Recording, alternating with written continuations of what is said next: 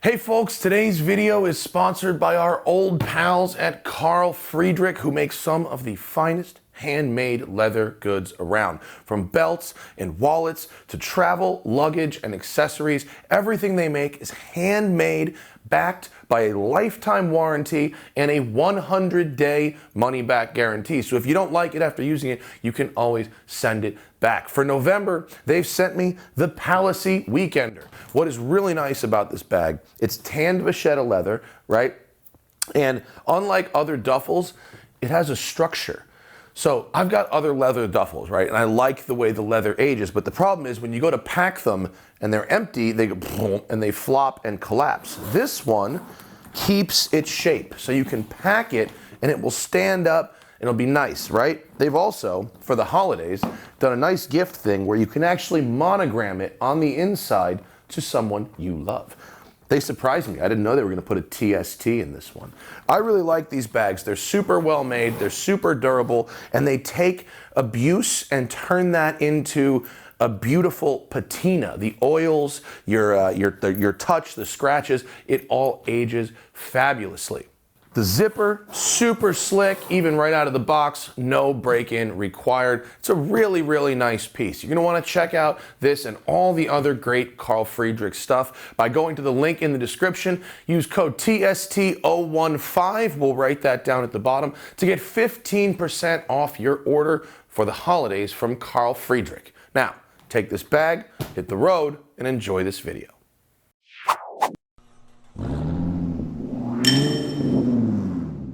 Good morning, folks. Welcome to the desert, where we have come, well, mainly to review that Jeep you might see behind us, but the road to the off-road park is actually quite good. So we've also got the Audi RS5 Sportback. Sportback just means hatchback, when you don't want to say hatchback. It means hatchback, but on a sloping angle. Right. It looks like a coupe. Right. But as you said, the glass opens with the trunk. Which actually makes it ridiculously practical. Crazy spacious. Crazy practical, yeah. The RS5 is the evolution of the S5 and the A5. I don't talk about it much, but we actually, my dad and I used it a bunch. We owned an S5 in 2009, and it was a lovely car. That S5, when it came out, was so pretty. Yeah, it was. Really, that shape has aged very well, and they've updated it not only in the two-door but also the four-door version in a really tasteful and nice way. I think it's great looking. I think the profile is exceptional, and it looks smaller than it is. Yeah, it's nice. It's really spacious inside. If I move the front seat all the way back, I can barely touch the pedals. Well, what's crazy about this is that the front interior volume is like, there's only 1 inch less shoulder room than the RS7 we had last week, which was a bigger car. Yeah. That car's like 9 inches longer overall. But the interior space is basically exactly the same. Yeah, it's a much rear legroom is down by 2 inches, but the front is the same. It's a really efficient use of space, and like we just said, a huge trunk. Power: 2.9 liter V6, 8-speed automatic gearbox, and of course quattro all-wheel drive. 444 horsepower at 6,700 RPM, 443 pounds of torque at 1,900 RPM. So you've got a 4,800 RPM power band, which is a really wide and very, very useful, practical power band. 0 to 60, 3.3 seconds, says Audi. Actually, it says Car and Driver, who tested it. And the quarter mile in 11.8 at 115 miles an hour, which, you know, even though it's RS, we're really talking about a big luxury sedan. Yeah. And wow, I've forgotten to write down the weight. Did you write the weight? Ooh, I completely forgot. 4,100. 4,100. Okay, so not crazy heavy, but not a svelte car. Yeah, either. But you wouldn't expect it to be. Right. You've got adaptive dampers. You've got a torque vectoring rear differential. You've got ceramic front brakes. They're optional, only in the front, and they're huge. And then the rears are drilled and vented steel brakes. And then they've redesigned the front end for 2021, so it's a little more sculpted. You get a different MMI. Oh, sorry, not to step on you, but you also get this updated MIB3 software and infotainment stuff here. Virtual cockpit, the Google Earth display, which I think Audi has the best digital dash. Agreed. If you're going to go digital dash, I really like Audi's, I think, the best. I think function is Audi, then Mercedes, then BMW. BMW is just kind of hard to read. I haven't done the newest Mercedes yet, like the EQS, crazy one. Yeah.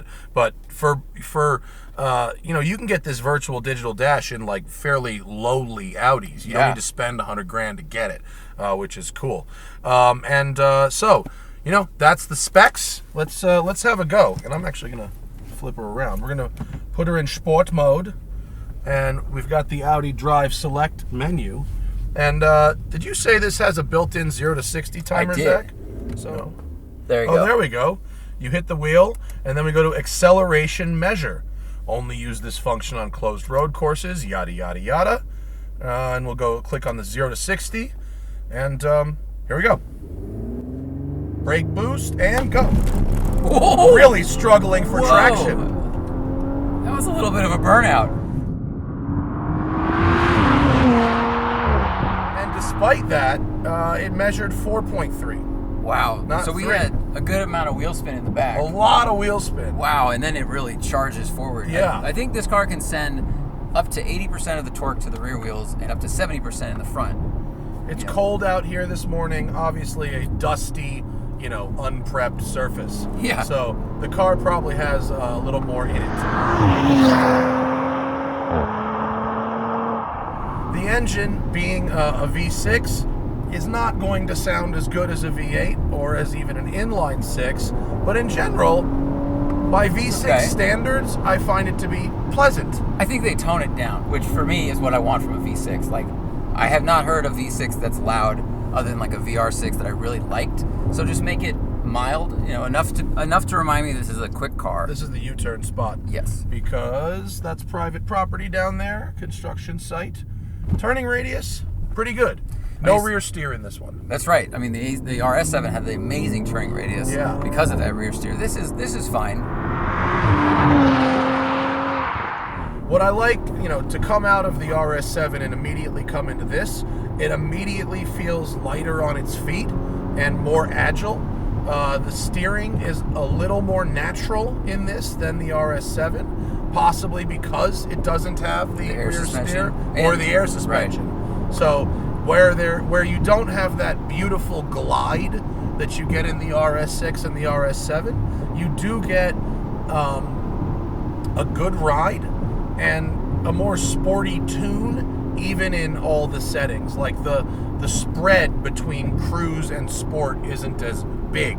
Yeah, right. I agree. The RS7 floated. I mean, I went over speed bumps with such comfort I couldn't believe it. This doesn't do that, but it feels small, even though it's not. Like, it wasn't until I parallel parked it and I saw that each bumper was on the painted markings that I realized how long it is. It's actually almost exactly the same size as the new M3 in terms of overall length with all those other measurements.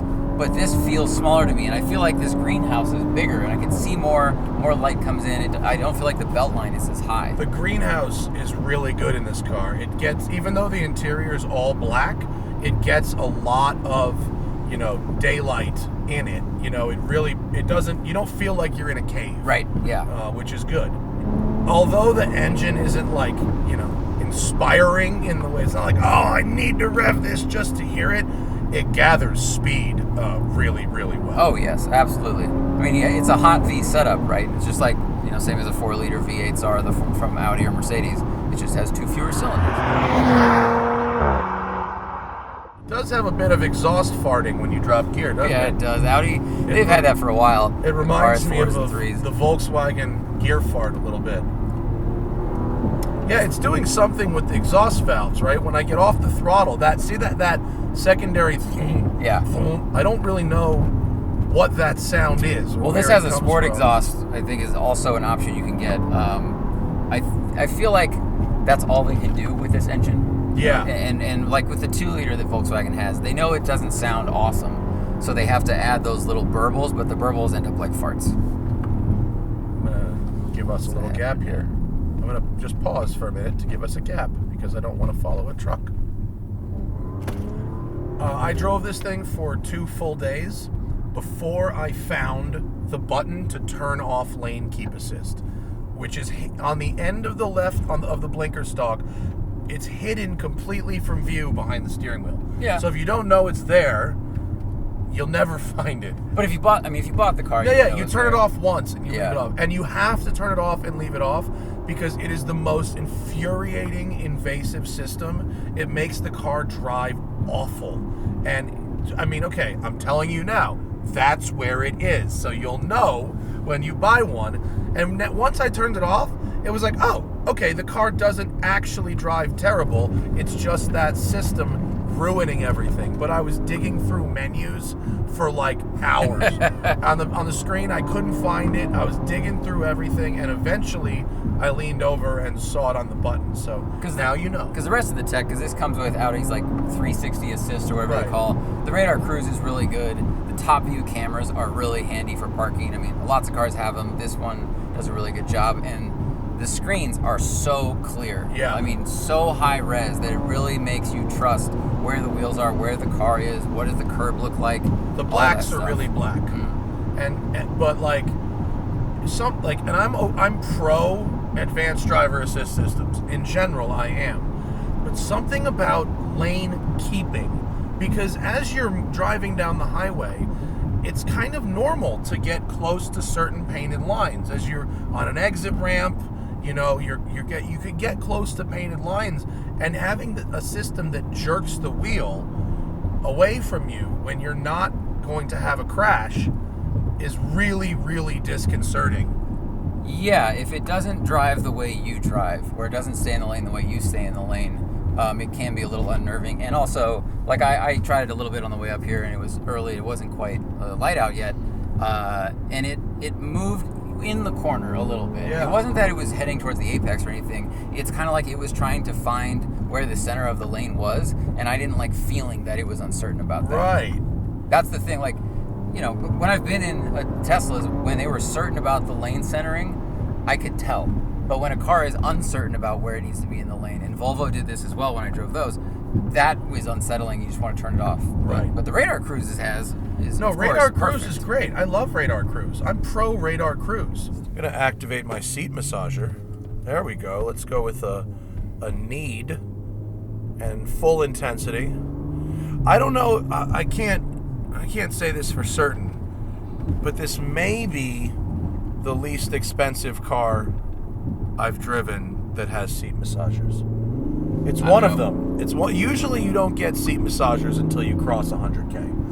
True. I think maybe the Mercedes E-Class may have them in some issue, in some, I think maybe the Mercedes E-Class diesel that I had a form of a seat massager. I wouldn't be surprised because they already have the seat. You know, it's just a matter of installing it into that car. Yeah. Plugging it in. So these are pretty nice seats. I mean, they're really adjustable. I think I like the foam on them. They're supportive. I like these seats too. This interior to me is very it's like an architect's wardrobe. It's a little stark, but it's super functional, and I think it looks good now, and it'll still look good in 10 years because it's not really pushing any boundaries. I like that the climate control has buttons, right, and not a touchscreen. Oh my God, yes. And I like that you can pull up the Sirius station list in your virtual cockpit and scroll and click with that list. I'm a fan of that. Brake boost. Oh, better launch. Yeah, slightly better launch. Oh, 4.1 for the Zach. So what did you, 4.2? I did 4.3. 4.3. So we had we still had wheel spin, a little bit less wheel spin. Yeah. Let's see, make sure I'm... We are also at some altitude, and... True. About 4,000. Where there's two of us, and one of us is not thin. I've been trying, okay. Fatty. You're going to lose some weight. The steering in this car is very light, it should be said. And this has upgraded steering system. Audi actually offers a dynamic steering system, and it's like a different motor and a different column and everything. Oh, when I drove the A5 a couple years ago, I drove it on a racetrack, and the steering feel was nothing. So that was... It was like a Volkswagen Golf. It comes standard with nothing. It comes standard with nothing. And now optional to light. Yeah, pretty much. I mean, it's nothing like the M3. It feels in like M dynamic mode. This is a lot lighter. Well, I don't, but this car, I wouldn't cross shop this with an M3. This car feels to me like a 7/10 car. You know, yes. Even though it's got an RS badge on it. By the way, the RS6 and the RS7 to me were really 7/10 cars as well. I totally agree. I don't want to get them to the limits of traction and slide them around, right? I see these as very good highway cars, comfortable, fast enough to have some fun in on a road like this. But it's not inspiring me to go, I can take this to a track day. I need to see how I can slide it or anything like that. It's just not making me want to do that. Well, I feel like, so that after driving this for a couple of days and reading about, the cost of the thing, and let's move into the pricing. I'm kind of lost for what this car wants to be, or the RS in general, because the RS used to be like the rally sport, right? And that's what it was known for, is going up against other race cars. And then in the early 2000s, you had it showing up with the M3 and the C63, and they're doing comparisons, but it was always behind. Like, it was way too heavy. Front heavy and whatever. It could never keep up. So I do feel like, to Audi's credit, they went, let's stop chasing lap times. Let's not chase the drifting kids of AMG and M3. So let's make a really nice but fast sedan. But then I think, well, why do you need the RS? Because you can get an S that starts at 56 grand. You can get all the options this has: brakes, suspension, seats, everything except the extra horsepower. And it tops out where this starts. Right. This starts at 75 grand, and then this one is the Ascari Launch Edition, which basically has every single option you can get, plus a unique color, and it's like $96,000. Right. I don't really see $96,000 here. If you told me this was 82, and it was, I could probably skip the ceramic brakes. We don't need the custom color, and maybe a couple other little options we don't need here and there. Lane keep assist, if that's available without that. Yeah, you can delete that tech package if you want to. Now we're in the low 80s, and I see it as a high-end luxury sedan that offers a lot of the performance of the RS6 and RS7, but for 40% less money. Yeah. So that's where I see the value. And you also get as much space inside as the RS7, basically. Like, it's really close, so you get a lot of car. But to your point, when you're near 100, like, now you are kind of competing with an M3 comp or something like that. And and this doesn't have what that has. It doesn't, and I like what Audi's done with this car. It's sort of like what Porsche has done with the Boxster Cayman versus the 911. It doesn't feel like a downgrade in quality. You know what I mean? There's not, other than the fact that we've got frameless doors and some less glossy touch screens, it doesn't feel like the build quality of this is less than the RS6 or the RS7. Yeah, I agree. It feels like they're built to the same standard. Yes. So you don't get as much power, you don't get as much glitz, but you do get something that feels the correct amount of quality for its price. Yes. Yeah. I guess I would like to drive a loaded S5 to see if it has that same quality to it, which I assume it does. And then for me, that still has 340 horsepower. So I get all the pros, and it's quick enough, but I just don't have to spend the extra $20,000. Yeah. This is nice. I mean, it's been a nice car to drive around for a few days. It's a very pleasant experience. It's comfortable. It's fast enough. It sounds nice. Not mind-blowing, but it sounds nice. And it's actually, it's pretty fuel efficient as well. I mean, you can on the highway get middle high 20s fuel economy with this thing, and even in the city it's closer to 20 than it is to 15. Yeah. So thank you to Audi for letting us have a go in this. It is a very nice car, although the Ascari limited edition with every single option. They're only making 100. Only 100. And the Audi rep told us that this was the only one not sold. Yeah, I mean, this car came out, I think, like 6 months ago. Yeah. COVID delayed things, but those were all sold. And so they're gone. Yeah, then they're I guess gone, there's some Audi freaks that really like their limited editions, Well, I think the used car market has shown us that limited editions will eventually be like Dogecoin. All editions are limited editions right now. Thanks to you guys for watching, and we'll see you later. And remember, always fight your tickets. Use code TST10 on the Off the Record app, available in the Android and iOS store, or go to offtherecord.com/TST.